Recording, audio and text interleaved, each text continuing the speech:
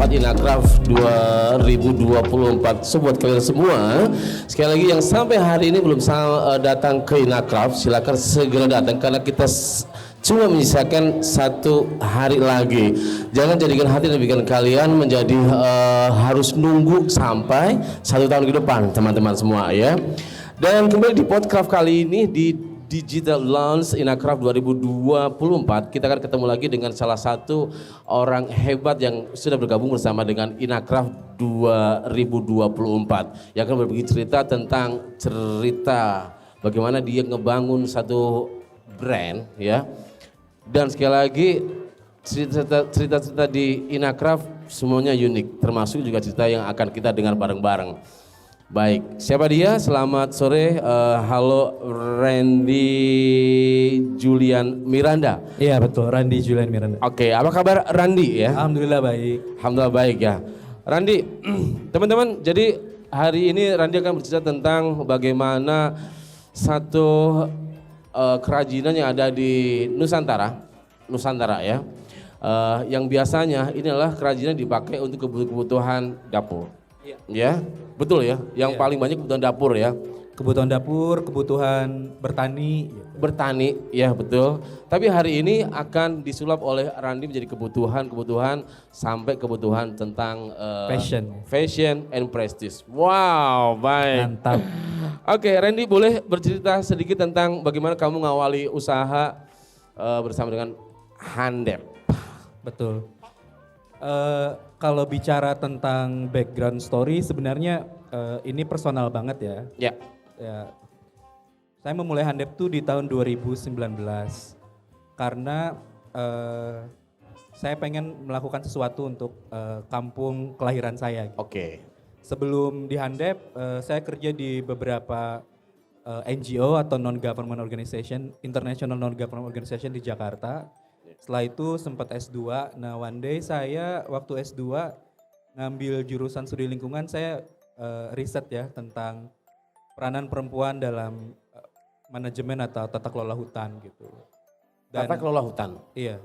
Oke, menarik nih. Nah jadi salah satu penemuan yang sangat surprising buat saya saat itu adalah bahwa ternyata perempuan itu punya roles yang sangat besar dalam pelestarian hutan gitu, khususnya perempuan-perempuan asli seperti suku Dayak.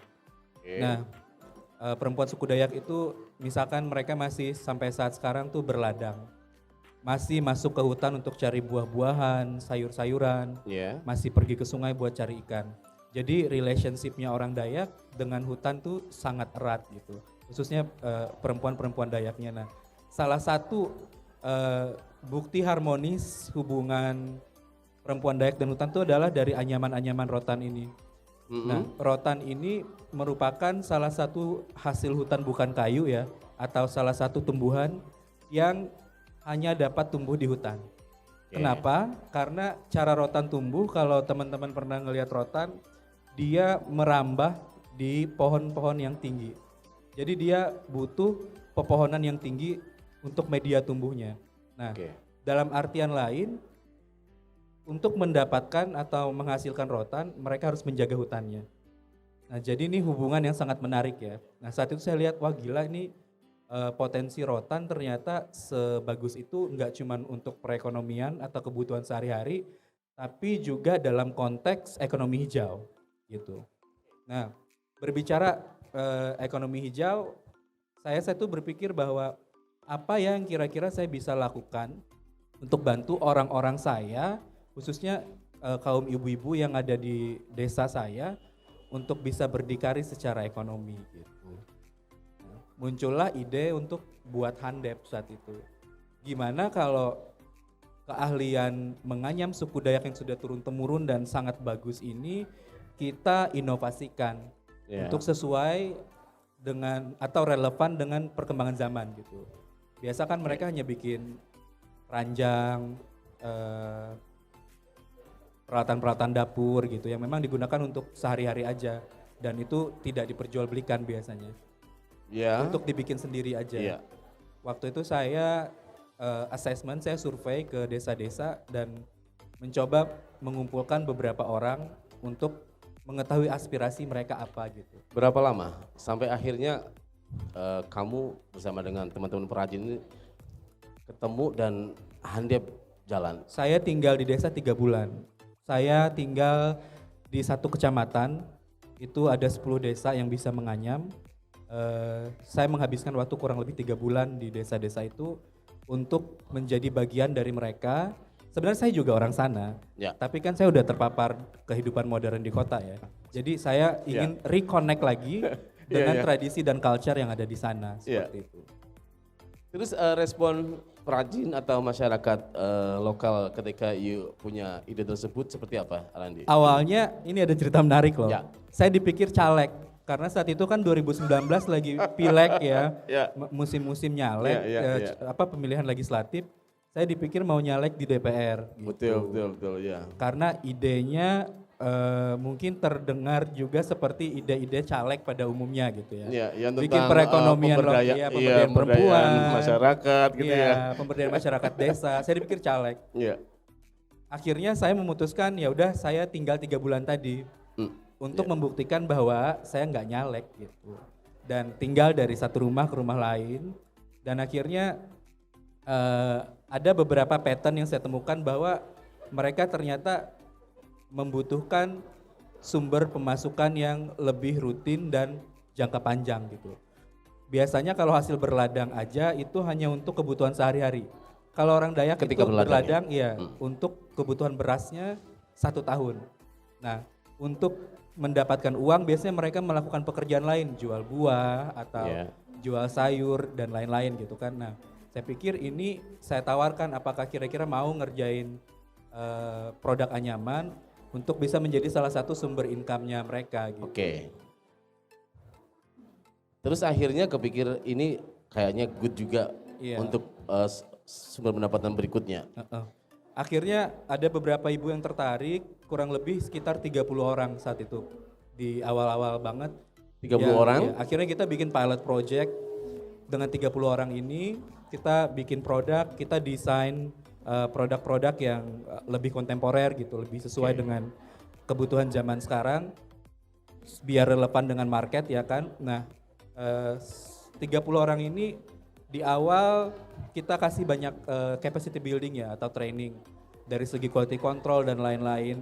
Memang di awal tuh prosesnya nggak mudah untuk mereka akhirnya mau bisa beradaptasi gitu. Pertanyaannya, apakah Randi sendiri sebelumnya tahu, kenal, paham tentang anyaman? Sebelumnya enggak, tapi selama saya tinggal 3 bulan di sana saya mengerti. Terus bicara tentang quality control, seperti apa agar kamu tahu ini good, ini sedang, ini jelek banget kayak gitu? Tim saya dan tim market research, kita compare dengan produk-produk yang udah ada di luar, yang udah ada di pasar maksudnya. Oh iya, good. Nah, jadi setelah proses itu akhirnya kita bersama 30 orang ini kita coba jalan, kurang lebih 3 bulan, ibu-ibu ini pada ngomong lah, kita ternyata per bulan tuh bisa dapat sekian juta rupiah dari nganyam gitu. Nah akhirnya. Yang sebelumnya itu tidak ya? Iya sebelumnya tidak. Sebelumnya mereka biasanya jualan sayur atau nyari ikan di sungai lalu dijual di sekitaran desa gitu. Dan itu nggak seberapa hasilnya karena yang lain juga pada nyari ikan dan sayur sendiri. Gitu. Sama ya? Sama. Nah setelah itu 30 orang ini ngomonglah ke yang lain bahwa ternyata apa yang mereka kerjakan di Handap ini punya dampak perekonomian yang bagus gitu. Dan yang lain akhirnya pada pengen join juga. Awalnya kita kebingungan kayak intentionnya di awal kan mau mulai secara kecil dulu ya. Ya. Tapi ternyata respon dari dampak yang mereka rasakan dan respon dari ibu-ibu yang lain yang belum terlibat juga pengen ikutan.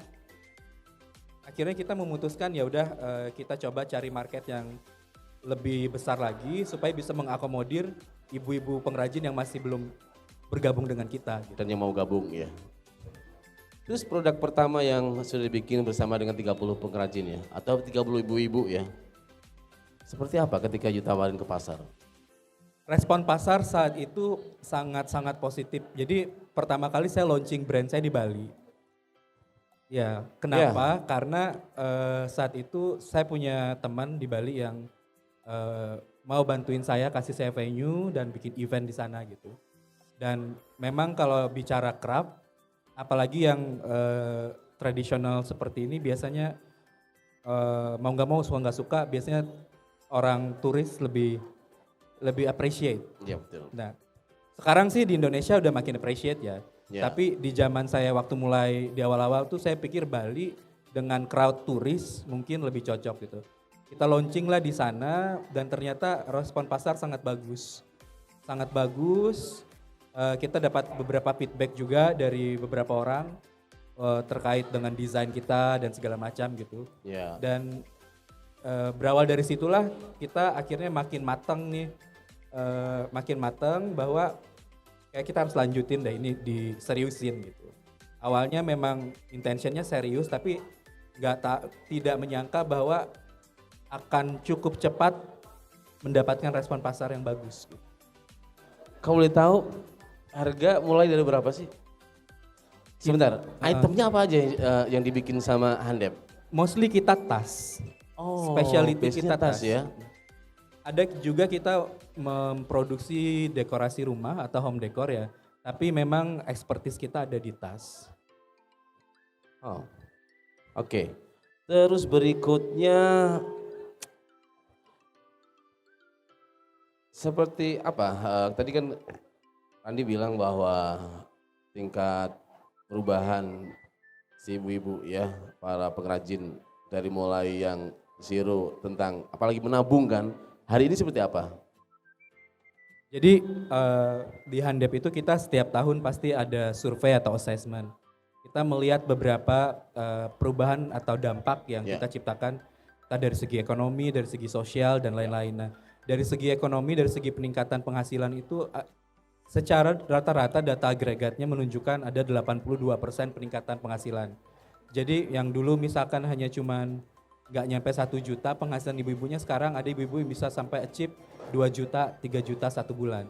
Dan ini bukan pekerjaan utama loh, ini adalah pekerjaan sampingan yang dikerjakan dari siang sampai sore. Dan di rumah sendiri? Iya, karena dari pagi sampai siang mereka di ladang. Oke. Iya, mereka di sawah. Kalau orang Jawa kan sawah ya, kalau di Kalimantan ladang. Pagi sampai siang di ladang, sisanya sorenya mereka ngerjain anyaman-anyaman ini. Wow. Keren sekali ya. Tapi ini menariknya adalah orang-orang selalu nanyain kan nggak mau bikin pabrik aja di desa. Jadi orang-orang pada dari pagi sampai sore gitu ya kerja dari 9 to 5 lah kayak orang kantoran. Kita nggak mau ngerubah landscape social culture yang ada di sana karena kenapa? Di pagi sampai siang kan mereka berladang, mereka menghasilkan beras sendiri. Itu merupakan salah satu aspek food security-nya ya, ketahanan pangannya mereka. Betul Dan banget. kita nggak mau ubah itu. Keren sekali. Itu yang sengaja you nggak mau? Kita nggak mau. Nggak mau ya? Karena gini, sebenarnya kapan orang-orang menanam rotan? Itu adalah setelah mereka selesai panen ladang atau sawahnya. Oke. Jadi kan kalau di dalam budaya suku Dayak kan dia ladangnya di pegunungan ya. Hanya 1 kali 1 tahun. Karena berharap sistem pengairan atau irigasinya dari musim hujan. Oke, ya. Which is cuma 1 kali setahun. Nah setelah itu selesai proses mereka panen, nanti akan ditanam lagi dengan sistem agroforestry. Ditanam buah-buahan seperti durian, rambutan dan lain-lain. Lalu di sela-sela pohon-pohon ini ditanamlah rotan. Gitu. Jadi ada hubungan yang sangat erat antara ketahanan pangan dari perladangan atau pertanian tradisional ini dengan adanya anyam-anyaman ini gitu. Oh iya. Dan juga artinya hutannya tetap lestari juga. Betul, itu salah satu dampak yang ingin kita ciptakan juga sebenarnya dari produk-produk kita. Selain itu, kita di Handep itu punya program sebenarnya. Apa ini? One bag, one tree. Jadi setiap pembelian 1 tas kita tanam 1 pohon. Di lahan-lahan yang terdegradasi atau lahan-lahan gundul yang ada di Kalimantan Tengah. Wow. Sampai saat ini kita udah kurang lebih nanam 7.000 pohon. Wow, dari 2019 sekarang sudah menanam Betul. Sekitar 7.000 pohon. 7.000 pohon. Wow. Jadi buat teman-teman kalian yang sedang nonton kita hari ini dan pengen menjadi bagian dari kelestarian bumi Indonesia ya, belilah Handep. Wah. Sekarang pertanyaannya, price-nya mulai dari berapa? Price range kita ada 2 lini, yang reguler dan premium ya. Untuk yang reguler itu dari 200.000 sampai 1 juta. Untuk yang premium dari 2 juta sampai 7 juta. Yang misalkan kayak gini, ini masih di reguler kita, harganya 1 juta. Ini line premium kita 6,9 juta. Belum sampai ke 25, 30, 100, 1 M gitu ya? Harapannya kita long term mungkin 10 tahun lagi dari sekarang kita mimpi besarnya adalah bisa jadi global brand juga. Menurut kamu seperti apa Gimana? prospeknya? Prospeknya menurut aku sangat besar ya, karena Ketika kita compare dengan brand-brand luar negeri yang sebenarnya pada hakikatnya sama kan, cuman cara-caranya yang beda. Menurut kamu seperti apa, Randi? menurut kita punya potensi untuk growing lebih gede lagi ya in the next 5 to 10 years, karena konsep atau bisnis model kita itu sangat sustainable. Kita mengedepankan prinsip-prinsip keberlanjutan atau sustainability gitu. Dan ini adalah tren global zaman sekarang kan. Betul. Semua mengarah ke arah sustainability gitu. Dan yang kita lakukan di Handep, kita mencakup banyak sekali aspek-aspek sustainability ini. Dari segi socio-economic development-nya, dari segi forest conservation, dari segi gender equality, banyak hal yang kita address di dalam bisnis kita. Dan kalau kita disertakan dengan modal atau capital yang cukup, saya pikir kenapa tidak untuk bisa compete dengan brand-brand global di 5 sampai 10 tahun ke depan. Bisa berarti ya? Insya Allah bisa. Insya Allah. Bisa Amin. ya? Oke. Baik. Kalau kita ngomongin tentang produk kan yang paling pertama pasti useful ya. Yang kedua adalah nyaman. Yang ketiga adalah maybe prestige ya. Di Handep seperti apa? Ketiga itu kita sudah cakup ya, karena Iya ya? setiap kita ngeluarin koleksi atau desain baru, kita selalu ada proses R&D-nya gitu, research and development-nya. Jadi kita memastikan bahwa produk kita nggak cuman estetik, tapi juga functional, dan orang yang membawa atau memakai produk kita tuh ada rasa pride-nya. Pride-nya bukan karena dia bagus aja, tapi pride-nya juga karena produk kita berdampak positif terhadap banyak orang gitu, terhadap perempuan-perempuan yang membuatnya, Iya. dan juga terhadap lingkungan kita. Jadi pride-nya lebih luas ya, lagi. lebih lebar, Iya. lebih gede juga ya. Wow, keren sekali. Salah satu cara agar kita cepat gede kan bisa dibilang orang tuh numpang beken, atau hari ini bahasanya kolaborasi. Adakah terbesit hal yang seperti itu di Handep? Pasti ya, sekarang kan zamannya kolaborasi, dan sebenarnya kita juga udah kolaborasi juga dengan brand-brand lokal yang udah gede. Misalkan nih kalau tahu brand jewelry John Hardy, kita udah pernah kolaborasi dengan John Hardy. Kalau untuk kita juga ada bikin furniture, kita ada kolaborasi dengan Alvinte, itu merupakan furniture brand high end di Jakarta yang sudah sangat terkenal juga. Kedepannya kita ya berharap bisa kolaborasi dengan fashion brand yang udah global gitu. Semoga ada terbuka jalannya. Kita sih sudah coba-coba kontak. Sebenarnya tahun lalu kita dikontak sama Loewe. Oh ya. Kita dikontak sama Loewe, tapi konsepnya supplier bahan baku, saya nggak mau. Kalau mau bersanding sebagai brand gitu. Kalau hanya supplier bahan baku, kita kan nama kita nggak keluar, kita nggak dapat exposure-nya. Itu memang kerjaan mereka dari zaman dulu ya. Saya dan bisnis partner saya berani menolak ajakan Loewe untuk jadi supplier, karena menurut kita sebagai Indonesian brand, kita harus bisa maju sebagai brand. Jangan menjadi negara supplier doang gitu. Mau sampai kapan Indonesia jadi supplier bahan baku? Ini kan sejalan dengan arahan Pak Jokowi. Ya, kita harusnya meng-create end product. create end product, kalau bisa jadi brand malah lebih bagus lagi. Dan saat itu kita menolak jadi suppliernya Lowe karena juga price-nya rendah banget mas. Satu, kita ini kan handmade ya, Ya. kita nggak bisa mass production. Oke. Sedangkan harga yang ditawarkan untuk menyuplaikan bahan baku ke mereka sangat rendah. Ya. Bahkan lebih rendah dari harga yang kita bayarkan ke pengrajin kita. Oh ya. Berarti kan saya harus nombok kalau saya terima tawaran dari dia. Oh iya. Gitu. Dan artinya berarti ketika itu dilakukan oleh teman-teman kita atau masyarakat kita, berarti kembali yang menjadi orang paling teraniaya adalah yang paling bawah ya. Betul, Akhirnya tradisi itu terus ada gitu ya. betul. Bener gak sih? Makanya dampaknya kan nanti eksploitasi ya. Betul. Eksploitasi terhadap siapa yang paling bawah, pengrajin. Iya maksudnya gitu ya. Iya, Itu terjadi kan karena memang dari dulu kita hanya sebagai penyetor bahan baku kan. betul, Material saja kan. betul. Oh. Berikutnya saya jadi tertarik nih aku. Seperti yang sedang Randi lakukan bersama dengan Handep hari ini, apakah masih banyak material yang begitu melimpah di Indonesia untuk dibikin seperti yang kamu bikin hari ini bersama Handep? Sebenarnya kalau untuk rotan sendiri, Indonesia itu adalah penghasil rotan nomor 1 terbesar sedunia.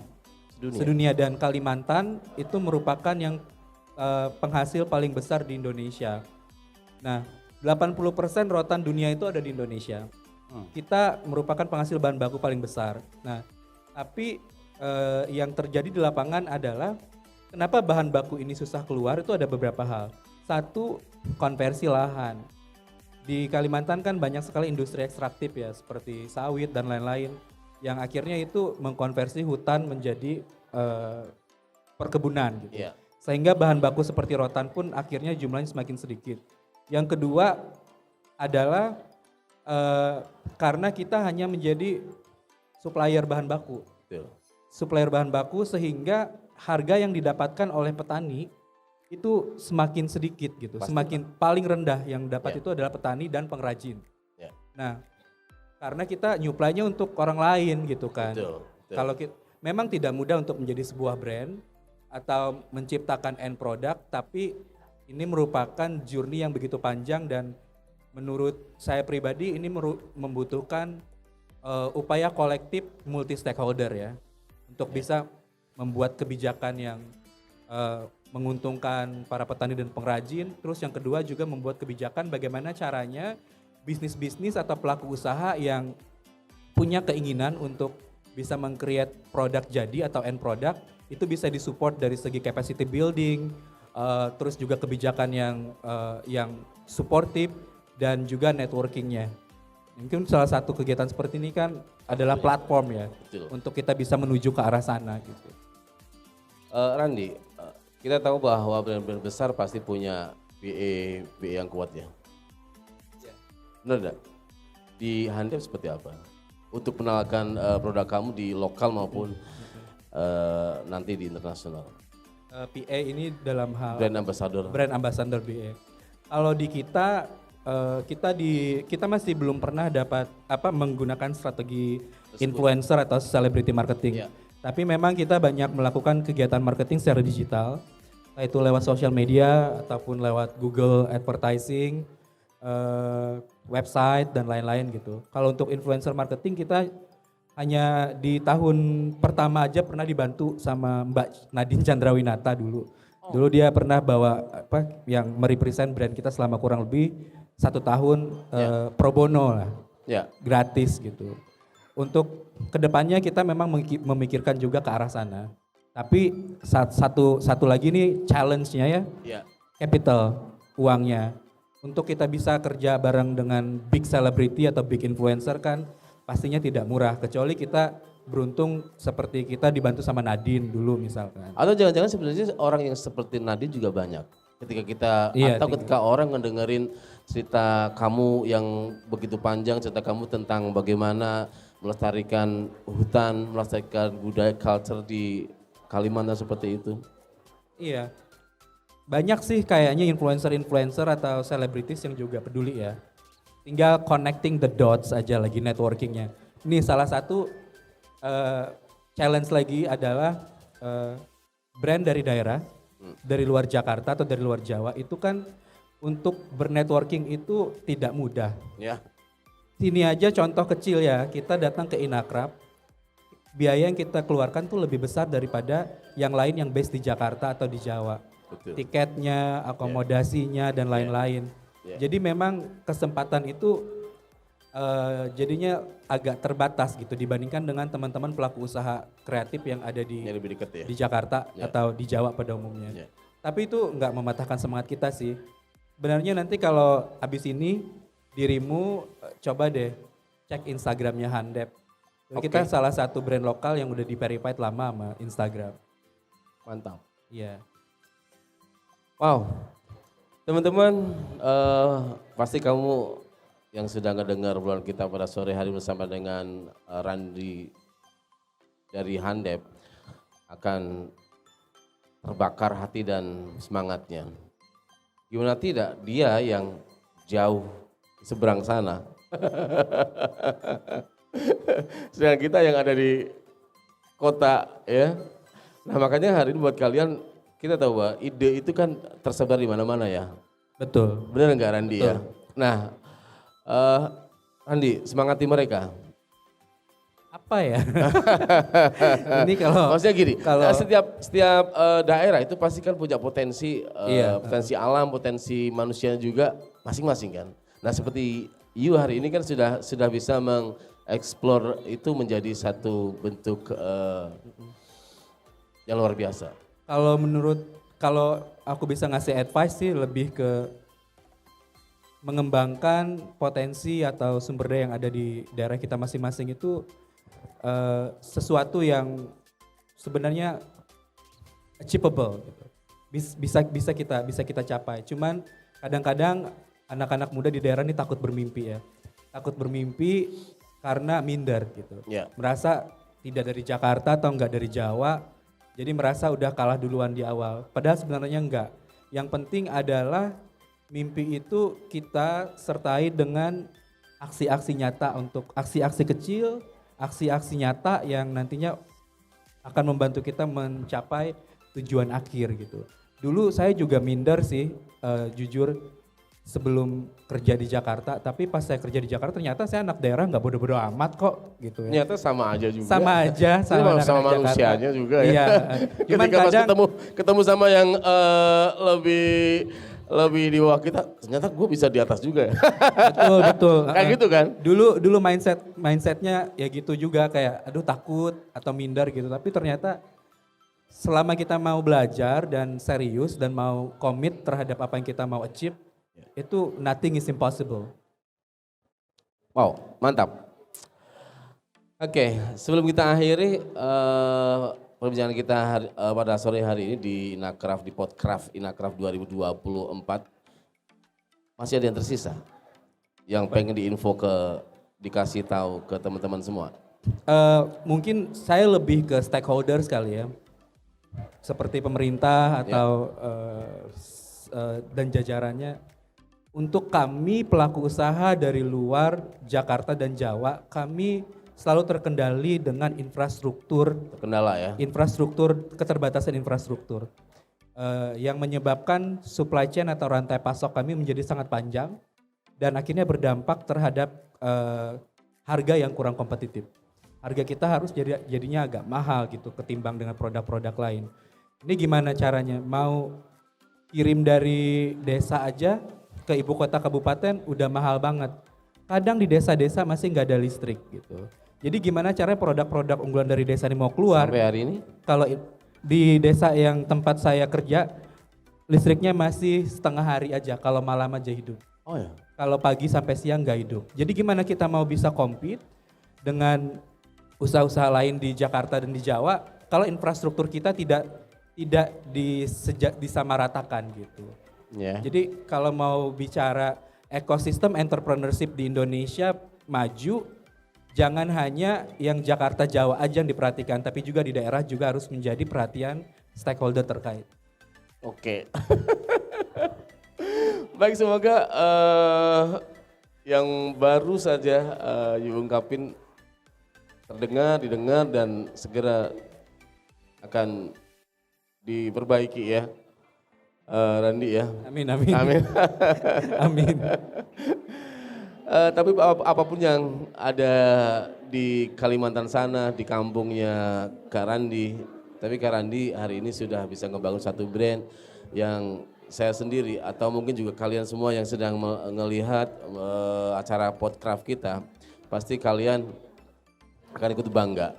Nah, dengan semangat Randi, pasti semua yang tadi menjadi tantangan dan halangan Randi akan bisa dia lewati iya. ya. Yang penting semangat dan apa ya, passionnya. Passion, betul. Nah, kita juga berharap bahwa kalian yang hari ini ada di daerah lain, apalagi kalian yang dekat-dekat dengan ibu kota, khususnya di Jawa, jangan kalah dengan Randi ya. Nah, ada pesan lagi dari Randi tadi bahwa kalau bisa kita harus mulai siap bikin brandnya ya, bukan store materialnya, bukan suppliernya. Nah, bagaimana caranya nanti bisa ngobrol-ngobrol sama Randy ya kan. Nah, ada sisa satu nih, gimana caranya ngebangun handep itu jadi bisa berdiri kuat. Ini PR banget karena nih. Yang penting sih sebagai sebuah brand itu kita harus punya story yang menarik ya. Cerita kita itu apa tentang gitu. handepnya, tentang brandnya ya. Gitu. Ada cerita atau karakter yang kita angkat dari produk kita. Dan yang paling penting kita punya USP yang kuat ya, unique selling proposition yang kuat. Karena kan di luar sana banyak produk yang serupa. Ya. Tapi gimana caranya kita punya keunikan kita tersendiri gitu. Entah dari storytellingnya, entah dari quality kita yang bagus, atau dari segi inovasi, desain dan lain-lain. Itu sangat penting untuk bisa brand kita stand out dan orang tetap bisa ingat. Dan yang pasti konsistensi. Nge-brandinginnya nggak bisa cuma di tahun pertama kedua doang. It's a continuous work. Itu pekerjaan yang terus-menerus kita tetap godok gitu. Makanya you bilangnya journey ya. Benar ya. It's a journey. Yeah. Oke, itu dia ngobrol kita hari ini sore hari ini bersama dengan Randi dari Handep.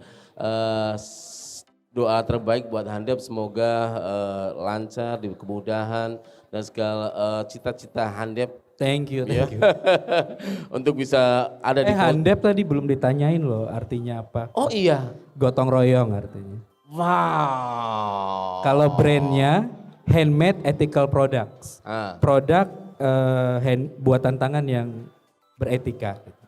Produk buatan tangan yang beretika dengan brandnya Handep. Handep artinya ada gotong royong. Betul. Wah, ini narasi yang sangat kuat sekali untuk bisa nge-brand banyak orang di seluruh dunia ya. Yang penting orang bisa connect ke cerita kita. Akhirnya buat ngonekinya gampang banget. Gampang. Dengan materi susah gampang tapi banyak caranya gitu. Iya. Wah, mantap. Siapa tahu ada lagi? Gak ada. Oke, teman-teman, menarik sekali kan apa yang sudah kita obrolkan bersama dengan Randi. Nah, PR berikutnya adalah sekarang kalian mau buat apa ya? Atau mau bikin apa? Kalau kalian bicara tentang